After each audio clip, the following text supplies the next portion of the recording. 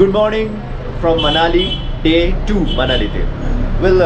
এখন বাজে হচ্ছে প্রায় 9:30। আমার পেছনে মানালি ম্যান রোড এখনও জেগে ওঠেনি, কারণ প্রায় এই শীতকালেও রাত 1টা অবধি এখানে লোকজন ছিল, দোকানপাট খোলা ছিল। তবে আজকে আকাশ কিছুটা ক্লাউডি, হোপফুলি ওপরের দিকে হয়তো বরফ পড়ছে বা রাতে পড়েছে। ওই যে দেখো ওইখানে তোমার দেখতে পাচ্ছ সোজা, যেখানে মনে হচ্ছে যেন কিছুটা বরফ পড়েছে, কারণ কালকের থেকে আজকের পাহাড়ে একটু সাদা অংশটা বেশি।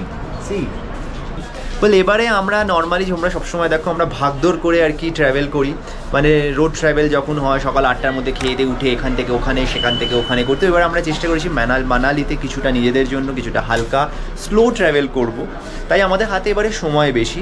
তোমরা যদি মানালি আসো, আমি তোমাদের বলবো এই মুহূর্তে মানালির যা অবস্থা, তাহলে 3 দিন তোমরা রেখো। প্রথম দিন যেটা আজকে আমরা যখন যাবো তোমাদেরকে দেখাবো, লোকাল গাড়ি ভাড়া করতেও পারো, যদি অনেকে মিলে হও গাড়ি ভাড়া করে নিও, কারণ এখানে অটোর দাম প্রচুর বেশি। যেটা আজকে আছে সেটা হচ্ছে এখান থেকে 4 থেকে 5 কিলোমিটার দূরে আছে বশিষ্ঠ টেম্পল, ওটা যাব। তারপরে আছে ওল্ড মানালির কাছে চলে আসবে, যেটা মেন মানালি থেকে মাত্র 1.5-2 কিলোমিটারের ডিস্টেন্সে মানু টেম্পল আর হিড়িম্বা দেবী টেম্পল, যেটা সব থেকে বিখ্যাত। এবং তার সাথে যেটা কালকে আমাদের দেখাচ্ছিলাম ক্লাব হাউস, সেখানটা দেখে ওল্ড মানালি পুরো ঘুরে আজকে দিনটা এইভাবেই হালকা স্পেন্ড করে এখানে ম্যাল রোডে তোমরা কাটাতে পারো। তো আবারও সুন্দর এই মাইল রোডের, এই মেঘলা ভরা মাইল রোডে তোমাদের স্বাগত।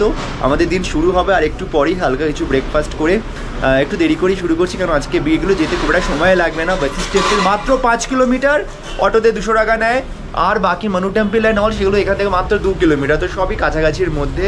হোপফুলি দেখে মনে হচ্ছে ওদিকে বরফ পড়েছে। সো গুড মর্নিং আবার, এই যে মধুরিমা আবার রেডি হয়ে বেরিয়ে পড়েছি। তো এখন বেজে গেছে 10:30। হ্যাঁ, যেহেতু আজকে আমাদের খুব হালকা স্লো ট্রাভেলের একটা অংশের একটা দিন, তো আজকে আমরা প্রথমে যাবো হচ্ছে বশিষ্ঠ টেম্পল। বশিষ্ঠ টেম্পল এখান থেকে যেটা বললাম 4 থেকে 5 কিলোমিটার। এবার তোমরা যদি এখানে লোকাল সাইট সিইংয়ের জন্য গাড়ি করো, তাহলে 1200 থেকে 1500 টাকা নেবে। তার মধ্যে বশিষ্ঠ টেম্পল, মানু টেম্পল আর সমস্ত কিছু থাকবে, Hidimba Devi temple, club house and all, old Manali, এগুলো থাকে।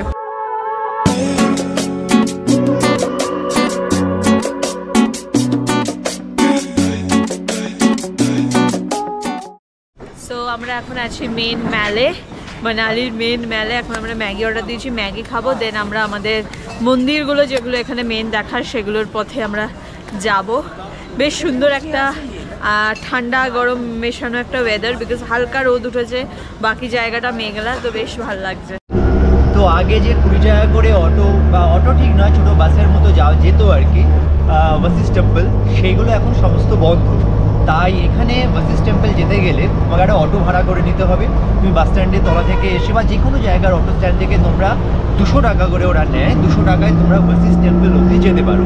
বশিষ্ঠ টেম্পল যাওয়ার সময় যখন শুরু হবে রাস্তা, তখন তো খুবই ভালো লাগবে, নর্মাল রোড যেরকম সেরকমই। কিন্তু ধীরে ধীরে বুঝতে পারবে কেন এইটুকু রাস্তার জন্য অটো ড্রাইভার ভাইয়ারা 200 টাকা করে নিচ্ছে। কারণ শেষের দিকটা প্রচণ্ড চড়াই রাস্তা হচ্ছে বশিষ্ঠ টেম্পল যাওয়ার রাস্তা, কিন্তু চারিপাশের ভিউটাও কিন্তু অসাধারণ লাগবে। সেদিনকে ক্লাউডি ছিল, তার জন্য এই ভিউ আরও বেশি ভালো লাগছিল।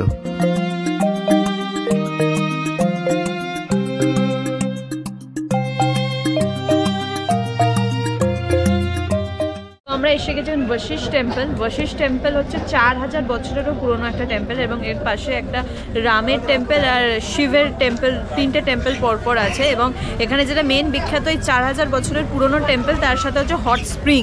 তো গরম এখানে জলের জায়গা, জলাশয় বা স্প্রিং দেখতে পাবে তোমরা, যেগুলো যার মধ্যে অনেক ঔষধি গুণ আছে এবং যেটা আমাদের শরীরের জন্য খুব ভালো। তো এই জল তুমি যদি বাড়ি নিয়ে যেতে পারো, বা জল তুমি যদি তোমার শরীরে লাগাতে পারো, সেটার অনেক ঔষধি ক্ষমতা আছে, অনেক রিলিফ পাবে। অ্যান্ড এই বশিষ্ঠ টেম্পল সম্বন্ধে কিছুটা বলে রাখি, যেটা হচ্ছে যে ঋষি বশিষ্ঠ, যে সপ্ত ঋষি, যে পুরাণে যে সপ্ত ঋষি, তার মধ্যে একজন হচ্ছে বশিষ্ঠ। তো তিনি যখন জানতে পারলেন যে বিশ্বামিত্র তার সন্তানদের মেরে ফেলেছে, সে তখন সুইসাইড করতে যায়, আত্মহত্যা করতে যায়, কিন্তু নদী তার জীবন তাকে আবার ফিরিয়ে দেয়, নদী তাকে ডুবিয়ে দেয় না। এবং সেই নদী ছিল নদী বিপাশা, এবং বিপাশার মানে হচ্ছে ফ্রিডম ফ্রম বন্ডেজ, ঠিক আছে, মানে কোনো বন্ডেজ থেকে মুক্তি।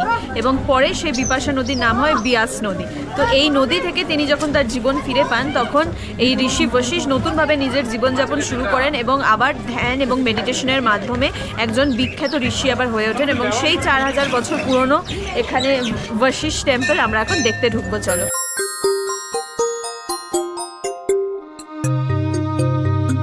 এই বশিষ্ঠ মন্দিরে 3টে মন্দির আছে এবং সর্বপ্রথম যে মন্দির পড়বে তোমার ডান হাতে সেটা হলো শিব মন্দির। এখানে ভিডিও করা বারণ বলে আমরা দূর থেকেই দেখিয়েছি।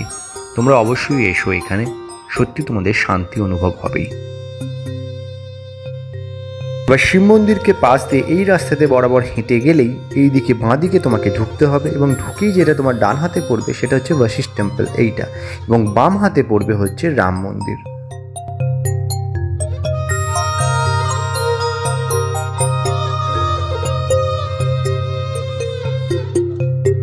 তো মন্দিরের ঠিক এই পাশের জায়গাতেই, যেটা গরম জলের জায়গা, এখানেই বাথ অ্যান্ড অল এখানেই নেওয়া যায়। এটা খুবই একটা পবিত্র জায়গা, এই জল তুমি নিয়েও যেতে পারো, স্নান করতে পারো, এর অনেক ঔষধি গুণ আছে।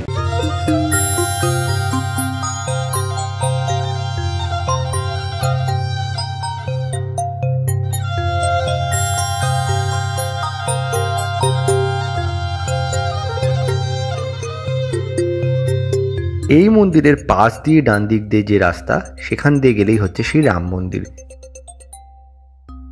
তো শিব মন্দির প্রথমে, তারপরে মেন হচ্ছে বশিষ্ঠ মন্দির, তারপরে হচ্ছে রাম মন্দির। তো এটা হচ্ছে রাম মন্দির। তো এই হচ্ছে মন্দির, এর ভিউটা দেখো।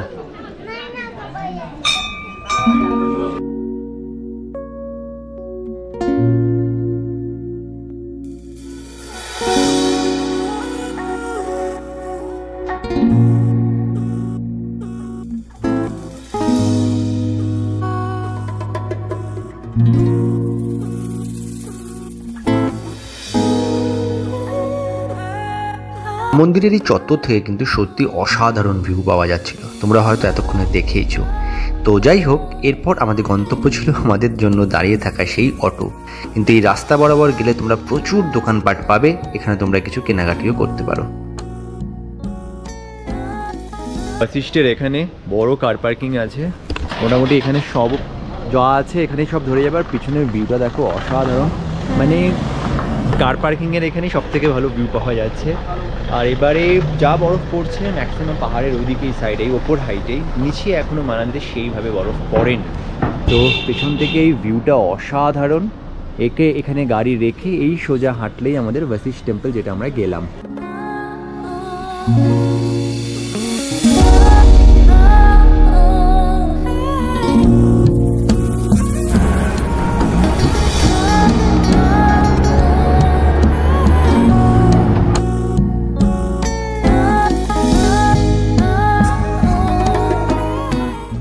আমরা এবারে আসছি মানু টেম্পেলের জন্য। তো ব্যাপারটা হচ্ছে, মানু টেম্পেল আসতে গেলে তোমাকে কিন্তু আবার ওই ম্যাল রোডের কাছে এসে বশিষ্ঠ টেম্পল থেকে আবার তোমাকে ওল্ড মানালির রাস্তা দিয়ে, যেরকমভাবে আমরা এসেছিলাম সেখান দিয়ে এসে প্রায় বিশাল, মানে এরকম 2.5 কিলোমিটার তোমাকে কিন্তু আসতে হবে। তো তোমার প্রচুর পেট্রোল পুড়বে। দেখো গাড়ি এইভাবে 2.5 উপরে তুলতে হচ্ছে।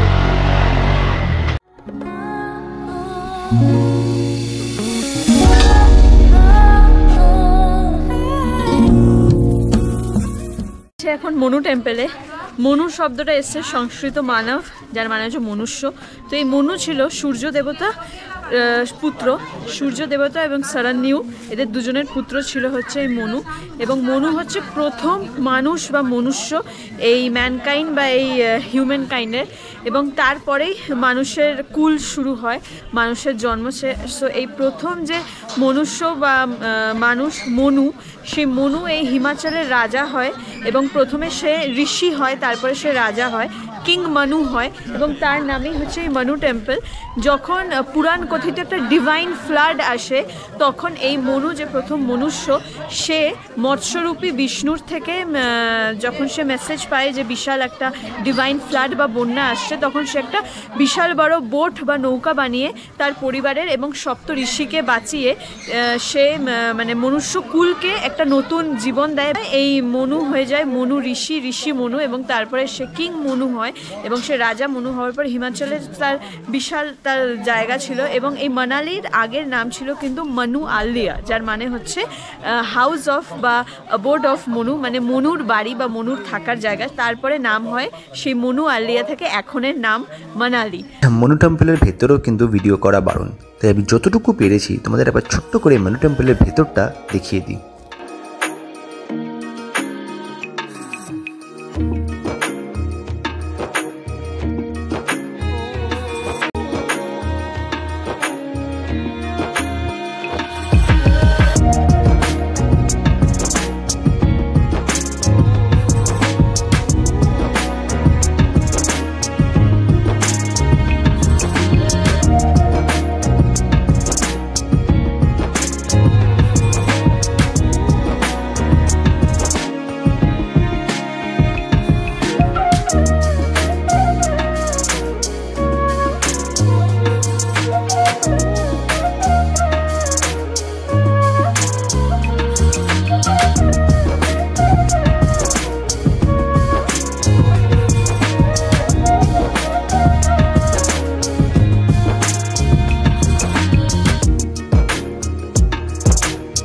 মানু টেম্পলের এদিকে খুব সুন্দর এই কাঠের যে পুরাতন হিমাচলের যে বাড়ির যে স্ট্রাকচার আছে, দেখো ওখানে কংক্রিটের আছে এবং তার পাশে সেই যে পুরাতন বাড়ির যে স্ট্রাকচারগুলো আছে এখনও কিন্তু এই দিকটা তোমার এগুলো পুরো দেখতে পাবে।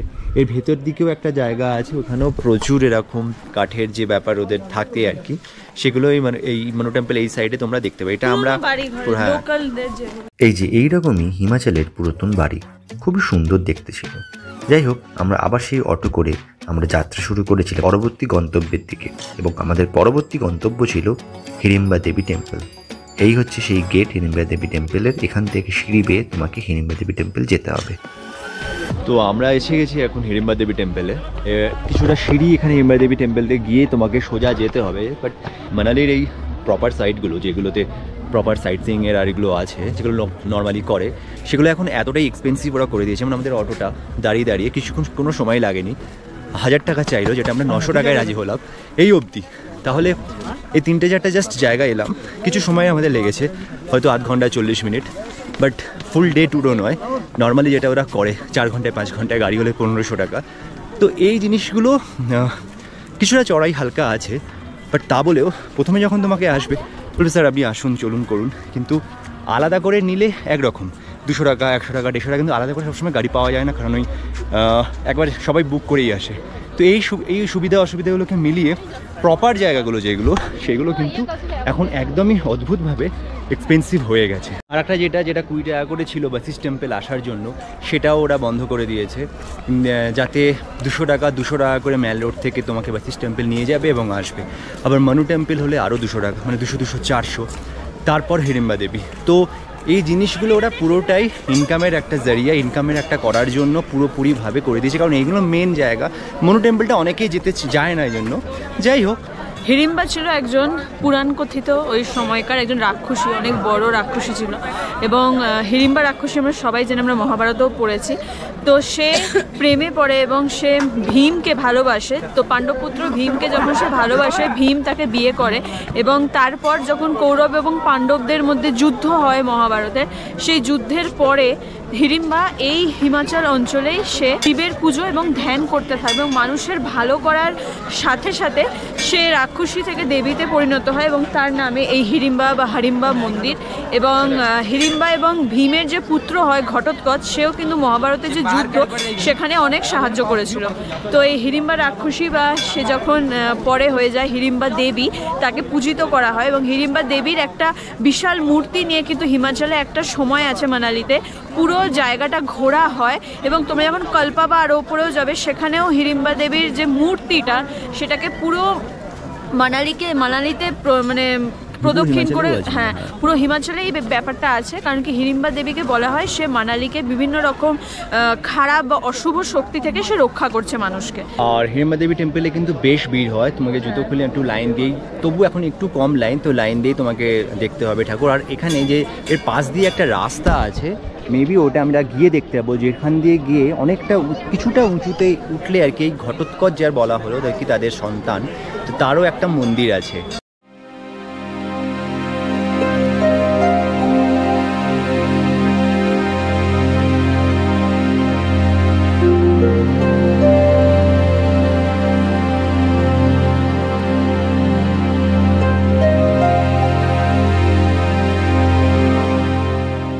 এই রাস্তা বরাবর তোমাকে সোজা হেঁটে যেতে হবে ঘটোৎকচের মন্দিরটার কাছে। আর যতটা সম্ভব তোমরা এখানে আগে আসার চেষ্টা করবে, তাহলে ভিড়টা কম হবে। এখনই ভিড় যথেষ্ট বাড়ছে, মেন প্রপার টাইমে তো বিশাল ভিড় হয়। বাট দ্য প্রবলেম হচ্ছে যে জানুয়ারি ফেব্রুয়ারির এই টাইমে হিড়িম্বা দেবী টেম্পলের ওপরে যে ছাদটা থাকে আর কি, যে জিনিসটা এরকম 3 স্টেয়ারে, তো সেখানে পুরো বরফ থাকে। এবছর সেরকম স্নোফল হয়নি বলে এর ওপরে কোনো অংশেই বরফের কোনো অংশই নেই, দেখাই যায়নি।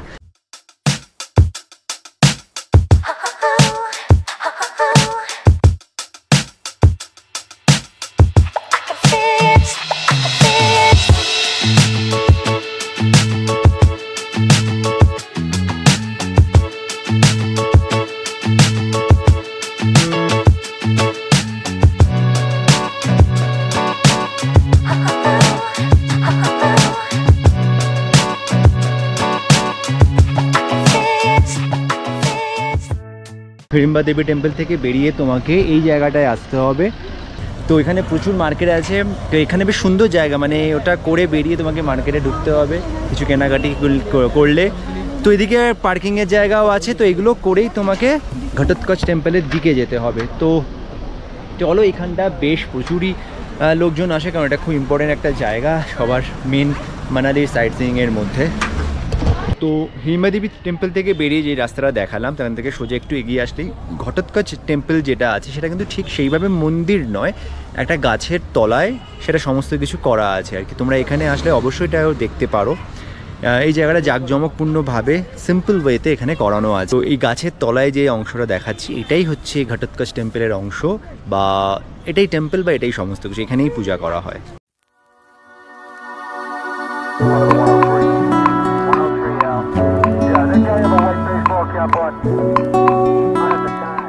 সো গোপ্রোর ব্যাটারি খতম, ব্যাগের মধ্যে দিয়ে দিয়েছি চার্জের জন্য। তবে তোমাদের একটা জিনিস বলার, যেটা হলো, তো হিমাচলে আসলে যে জিনিসটা আমরা অলওয়েজ খাই সেটা হচ্ছে সিদ্ধু। সো এই হচ্ছে ব্যাপার, যেটা ময়দা দিয়ে ওরা বানিয়ে রাখে আর দেন এখানে স্টিম করা হয়। তো সিদ্ধু 100 টাকা করে। আমরা সিদ্ধু হিমাচলে আসলে তোমরা ট্রাই করতে পারো, খারাপ ভালো কেমন লাগবে সেটা তোমাদের ব্যাপার, বাট আমি আগেও খেয়েছি, আমার মোটামুটি খারাপ লাগেনি। এই যে মধুরিমা বলছে এবার হাফ হাফ খাবে, নর্মালি সিদ্ধু অতটা পছন্দ করে না, বাট এবার আজকে খাবো আমরা অনেকদিন। ঘটোৎকচ টেম্পল দেখে আর সিদ্ধু খেয়ে আবারও আমরা হারিম্বা দেবী টেম্পলের ভেতরে ঢুকেছিলাম, কারণ এখান দিয়েই আমাদের বাইরে বেরোতে হবে। একটা কথা, হারিম্বা দেবী টেম্পল খুবই সুন্দর, কিন্তু এর একটাই আমার খারাপ লাগে, সেটা হলো এখানে যে পশু বলি দেওয়া হয়। হ্যাঁ, তুমি যদি ভালো করে মন্দিরের প্রত্যেকটা চত্বর ঘুরে দেখো, এই দেখো এখানে প্রচুর পশুর মাথা, শিং সমেত মাথা তুমি দেখতে পাবে, এগুলো সমস্তই কিন্তু পশু বলি। যাই হোক, এখান থেকে আমরা বেরিয়ে পায়ে হেঁটে ওল্ড মানালি পুরো ঘুরে বেরিয়ে আমরা মেন মানালি মানে মানালি ম্যাল রোডে পৌঁছেছিলাম।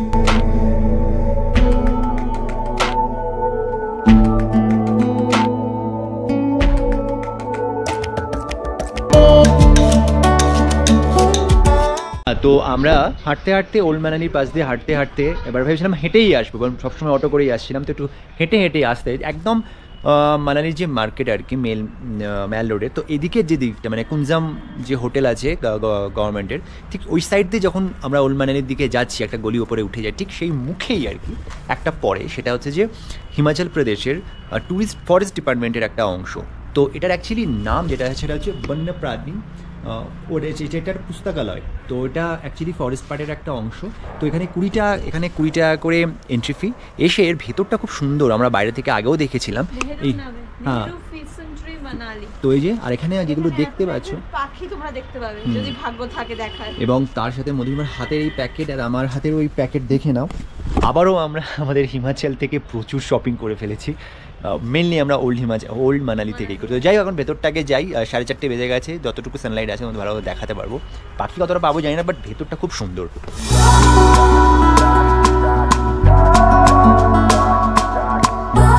আমরা অলওয়েজ চেষ্টা করি একটু অন্যরকম জায়গাগুলোকে এক্সপ্লোর করতে। এই জায়গাটা একদমই অন্যরকম, মানে মেন মানালির এত পাশে অনেকেই এই জায়গাটা জানে না, কিন্তু এখানে খুব সুন্দর কিছু সিনেম্যাটিক শটস নেওয়া যাবে, কিছু অন্যরকম ভিডিও করা যাবে। আর এই টাইমটাও বেশ ভালো লাগছে, পেছনের যে পাহাড়টা ওখানে সানসেট হচ্ছে, ওইদিকে বরফ মানে পাহাড়ে পড়েছে, এটা বোঝা যাচ্ছে, কারণ আজকে মোটামুটি হালকা রোদ্দুর উঠেছিল, ম্যাক্সিমাম সময় ক্লাউডি ছিল, প্রেডিকশানও ছিল বরফ পড়ার, এদিকে হয়তো পড়েনি, ওপরের দিকে পড়েছে। আর এই জায়গাটা বেশ একটা অন্যরকম ফিল আসবে তোমার, অনেকটা জায়গা, 1.7 কিলোমিটার পুরো জায়গাটা ওখানে লেখা আছে। তো তোমাদের কিছু সিনেম্যাটিক শর্টসই দেখাই।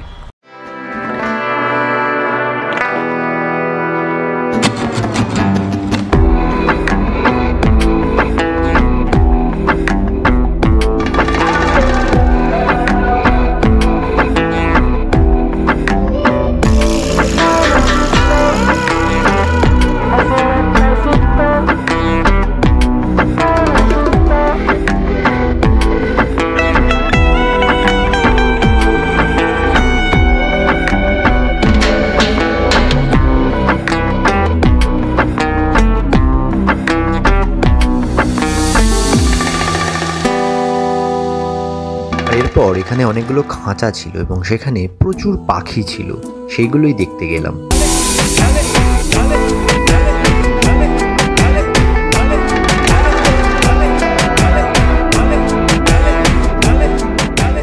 আমি তোমাদের দেখাতে পারবো কিনা জানি না, এটা এতটাই ঘন জাল দিয়ে ঘেরা, বাট এই ভেতরে পাখি আছে। দেখো একটা সাদা, ওইখানে দেখো একটা দূরে দেখা যাচ্ছে, হোপফুলি এটা দেখতে পাচ্ছ এই যে সামনে আসছে। সো দেখো ওইখানে তোমরা দেখালাম কিছু পাখি। এবার আবারও এই সোজা রাস্তা, এই যে এখান দিয়ে হেঁটে আসলে এখানে আরও দুখানা এরকম জায়গা আছে। তো চলো দেখি এর ভেতরেও কিছু পাখি হয়তো থাকবে, তার জন্য এই জায়গাটায় আসা। চলো গিয়ে তোমাদের দেখা দিই। এটা অনেকটা আমাদের ময়ূরের মতো লাগছে, দেখো সামনে থেকে, সি কি বিশাল বড়। এটা দেখো ওপরে বসে আছে, মানে ফিসেন্ট একটা ময়ূরী পার্ট, পিকক লেখা। সো এই দুটো হচ্ছে ময়ূর। আচ্ছা, ওর পাশেই আছে এখানে হিমালয়ান মোনাল, এই যে হিমালয়ান মোনাল। এই দেখো এটাকে হয়তো দেখতে পাবে, এটা দূর থেকে বড় বড় জাল আছে। সো এই হচ্ছে হিমালয়ান মোনাল, এই দেখো হোপফুলি তোমরা দেখতে পাচ্ছ ব্লু কালারের। আর এর পাশে আবার একটা আছে যেটার নাম এখানে লেখা আছে, দেখি ব্ল্যাক কাইট আছে, সি ব্ল্যাক কাইট। এগুলো বড় বড় জালতি, আই হোপ তোমরা ভালো মতন দেখতে পাবে ব্ল্যাক কাইট। তো তোমরা এখানে আসলে যে যে পাখিগুলো বাইরে লেখা ছিল, আমরা ভাবলাম হয়তো এর ভেতরেই ঘুরে বেড়াবে, আমরা হয়তো ভাগ্যবান হলে দেখতে পাবো, তা নয়। এখানে বিভিন্ন খাঁচা আছে এবং যেটা হয় আর কি, বাইরে লেখা আছে, তোমরা এখানে এসে সেই পাখি সেগুলো সমস্ত কিছু দেখতে পাবে। এখানেও আছে দূরে, এখানেও কিছু ছোট্ট ছোট্ট পাখি রয়েছে, এখানেও রয়েছে। তো এই চারিপাশে এগুলো সমস্ত রয়েছে।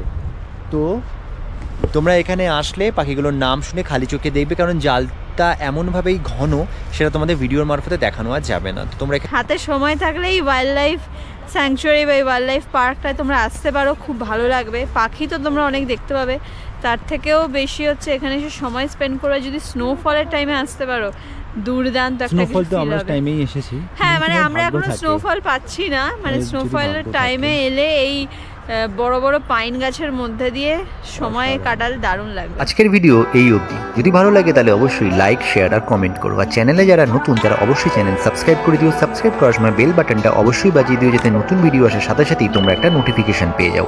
এর পরের পার্ট নিয়ে আমরা খুব তাড়াতাড়ি আসবো। তোমরা ভালো থেকো আর আমাদের পাশে থেকো।